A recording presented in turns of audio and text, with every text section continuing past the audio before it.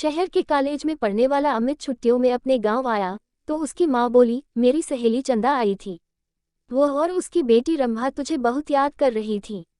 वो कह गई है कि तू जब गांव आए तो उनसे मिलने उनके गांव आ जाए, क्योंकि रंभा अब तेरे साथ रहकर अपनी पढ़ाई करेगी।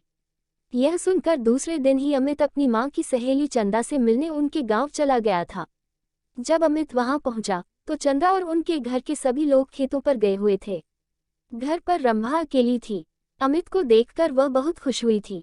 रंभा बेहद खूबसूरत थी। उसने जब शहर में रहकर अपनी पढ़ाई करने की बात कही तो अमित उससे बोला, तुम मेरे साथ रहकर शहर में पढ़ाई करोगी तो वहां पर तुम्हें शहरी लड़कियों जैसे कपड़े पहनने होंगे। वहां पर यह चुन्नी बुन्नी का फैशन नहीं है। कहकर अमित ने उसकी चुन्नी हटाई तो उसके हाथ रंभा के सुडौल उभारों से टकरा गए। उसकी छुअन से अमित के बदन में बिजली के कट जैसा झटका लगा था।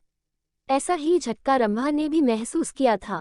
वह हैरान होकर उसकी ओर देखने लगी तो अमित उससे बोला, यह लंबी चौड़ी सलवार भी नहीं चलेगी। वहां पर तुम्हें शहर की लड़की की तरह रहना होगा। उनकी तरह लड़कों से दोस्ती करनी होगी। उनके साथ वह सब कुछ करना होगा जो तुम गांव की लड़कियां शादी के बाद अपने पतियों के साथ करती हो। कहकर वह उसकी ओर देखने लगा तो वह शर्माते हुए बोली, यह सब पाप होता है।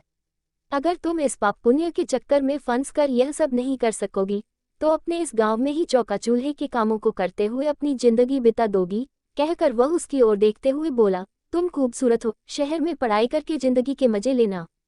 उद्धरण। इसके बाद अमित उसके नाजुक अंगों को बार बार छूने लगा। उसके हाथों की छुअन से रंभा के तन बदन में बिजली का कट सा लग रहा था। वह जोश में आने लगी थी। रंभा के माँ बाप खेतों से शाम को ही घर आते थे, इसलिए उन्हें किसी के आने का डर भी नहीं था।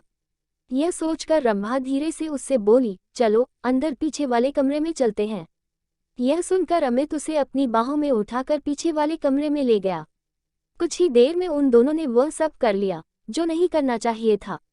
जब उन दोनों का मन भर गया तो रंभा ने उसे देशी घी का गर्मागर्म हलवा बनाकर खिलाया।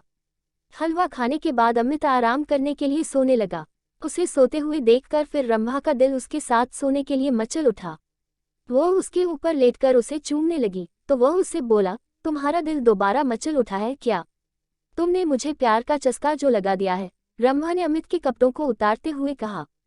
इस बार वे कुछ ही देर में प्यार का खेल खेलकर पस्त हो चुके थे, क्योंकि कई बार के प्यार से वे दोनों इतना थक चुके थे कि उन्हें गहरी नींद आने लगी थी। शाम को जब रंभा के माँ बाप अपने खेतों से घर लौटे तो अमित को देखकर खुश हुए।